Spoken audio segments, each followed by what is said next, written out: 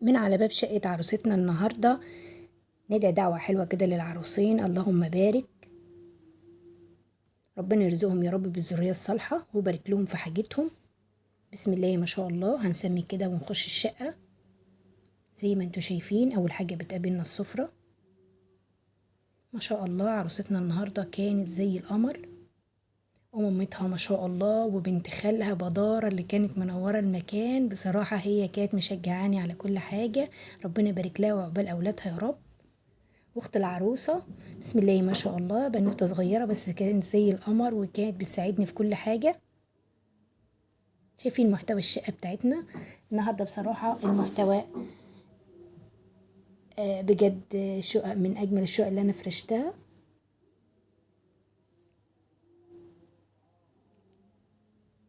دي الركنة ما شاء الله. العريس كان صارف ومكلف، وشقتهم كانت هادية كده. كانت المساحة بتاعتها كويسة مش بطالة. كان عامل الطابلوهات ديت في الحيطة، كانت بتقيد ليد زي ما انتوا شايفين. والستاير بتاعته برضو كانت هادية. طبعا ما كانش لسه ركب الشاشة. ده المكان بتاع الشاشة. وزعنا لها حوالينا كده شوية من التحف.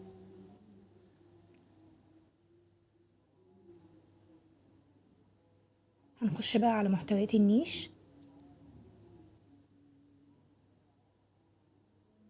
بسم الله ما شاء الله الحاجات بتاعتها كانت كلها براندات.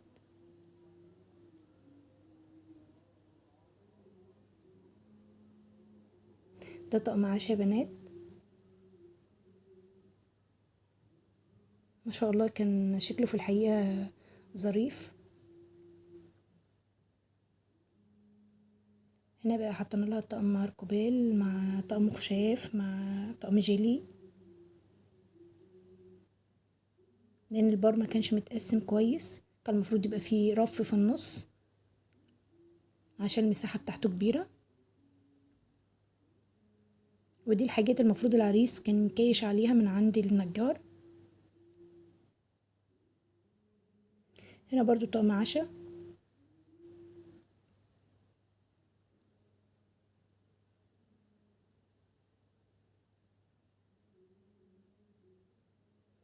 هنا بقى الطقم الصيني كنت حاطاه تحت كده وحطيت بقيته في الادراج. كان فيه شوية لخبطة في التصوير. هنخش من الطرقة ديت لان كان فيه فيديو تاني للنيش وتقريبا هو اتمسح. الطرقة دي هنخش منها على اوضة النوم والمطبخ والحمام. هنسمي الله كده. هندخل على الحمام. الحمام طبعا كان مختلف عن كل الحمامات اللي انا شفتها قبل كده. وطبعا كل شقة عريس وعروسة بيبقى فيها حاجة مختلفة. زي ما انتوا شايفين الدش كان بينور كده وهو بينزل المية. الصراحة كان شكله ممتع. طفيت النور عشان اوريكم الإضاءة عاملة ازاي.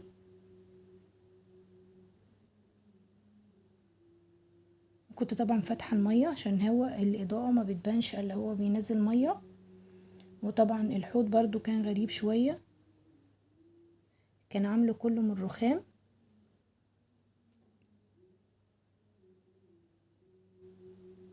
كل شقة عريس وعروسة بيبقى فيهم حاجة مميزة كده بيهم، طبعا لازم تختلف عن الآخرين. متقفل طبعا بقلم مونتال.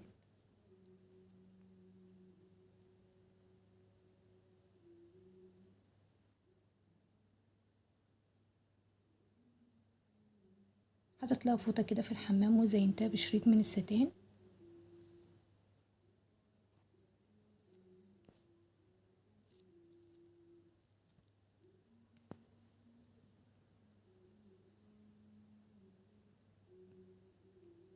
ما شاء الله الحاجة بتاعتهم كانت مميزة. هنطلع من الحمام. جنب الحمام على طول المطبخ.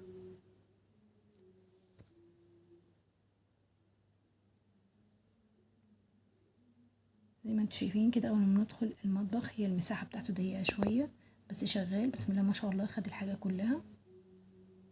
حطينا حاجات بسيطة خالص على المطبخ لان ما كانش فيه رخامة للمطبخ اساسا، ما كانش فيه غير الحوض، وحطيت لها رفايع في الادراج.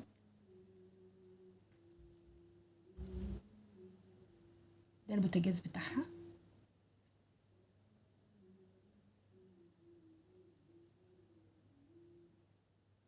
وبعض بقى من الكاسات والكوبايات بتاعة العصير اللي هي هتستعملها.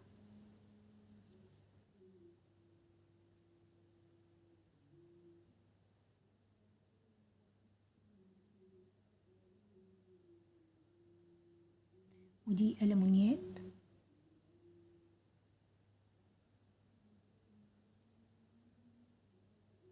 على قد ما نقدر حاولنا نلم المطبخ لأن المساحة بتاعته كانت صغيرة.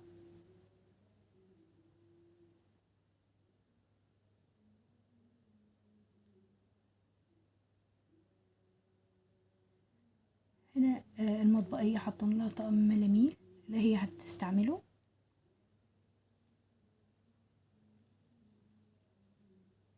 هنا بقى الجرانيت والتيفال والقطن بتاعتها.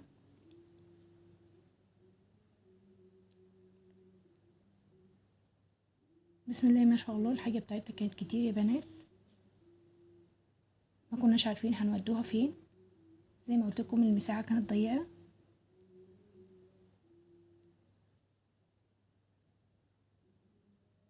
زي ما انتم شايفين معظم الأطقم كانت فوق المطبخ.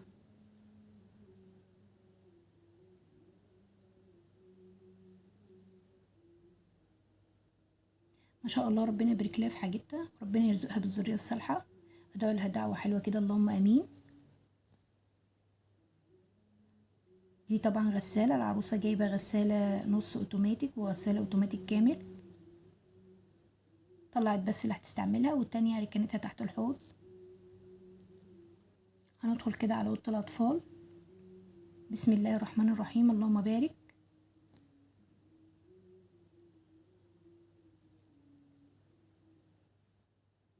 التصوير بتاعي مش مظبوط خالص النهارده الصراحة.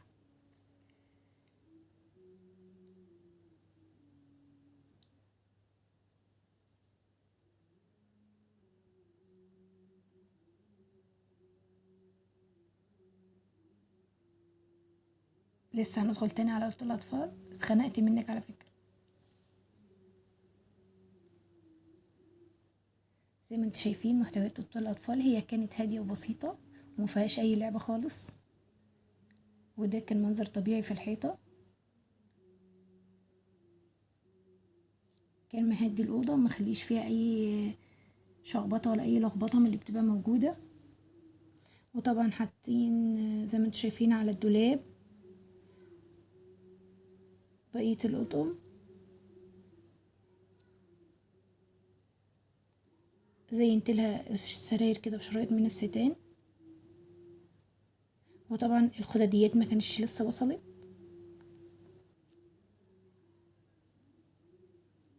ففرشنا عن الموجود. خش كده على محتويات الدولاب. هنا طبعا كوفرتات كده وأطقم سراير، وهنا كان لبس العريس.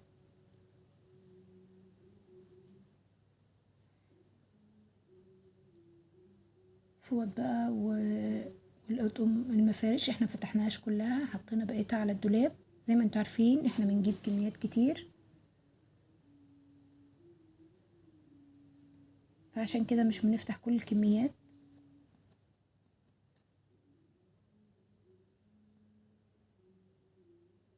بقلب التليفون عشان تشوف الضلفة كلها على بعضها. هنا برضو لحاف فايبر. وطبعا مكان للبس العريس الشتوي. وندخل بقى اللهم بارك على اوضه النوم والجمال كله في الاوضه ديت.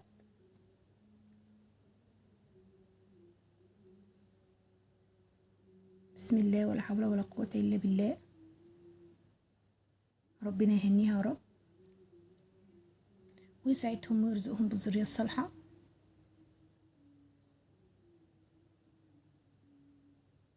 ما شاء الله عامل ليد في الحيطة. المكان ده هيحطوا فيه صورة الفرح ان شاء الله بتاعت ليلة الدخلة.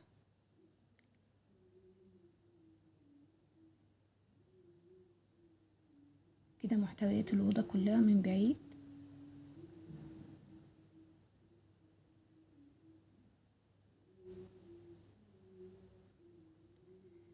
ده بقى السرير زينتهولها بالطريقة دي، حطيت لها حرفين وفرحهم قلب كده، وكانت جايبة شوية أنوار وشمع نورناهم بالطريقة دي، وكان عندها البوكيه بتاع الورد بتاع كاتب الكتاب، ودي البصمة، وعملت لها رجعتين كده وزينتهم بالورد.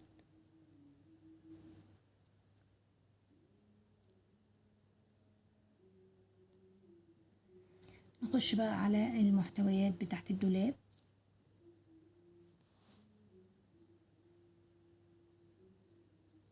بسم الله الرحمن الرحيم، اللهم بارك. حاجتها كلها كانت هادية، هي العروسة أصلا هادية كده ورقيقة، بسم الله ما شاء الله.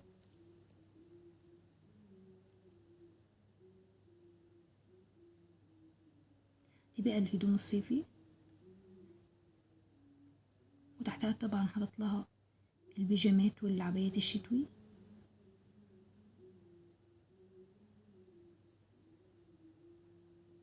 دي كفرتات، ودي برضو أطقم سراير.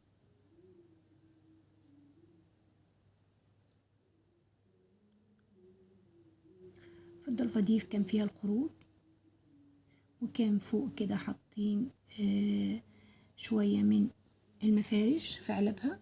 وطبعا زي ما انتوا شايفين على ظهر الدولاب كمية كبيرة من المفارش والبطاطين. طبعا ام العروسة ما حبتش تفتح كل حاجة عشان ما تبهدلهاش. دي بقى التسريحة بتاعتها، وزعت لها شوية كده من الميك اب، وطبعا مش هو كل ده الميك اب، طبعا حاطه بقيته في الادراج.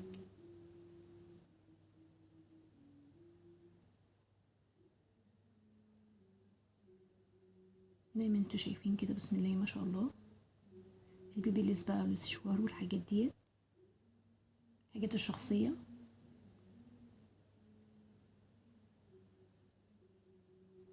اللهم بارك، ربنا يبارك لها في حاجتها يا رب. متنسوش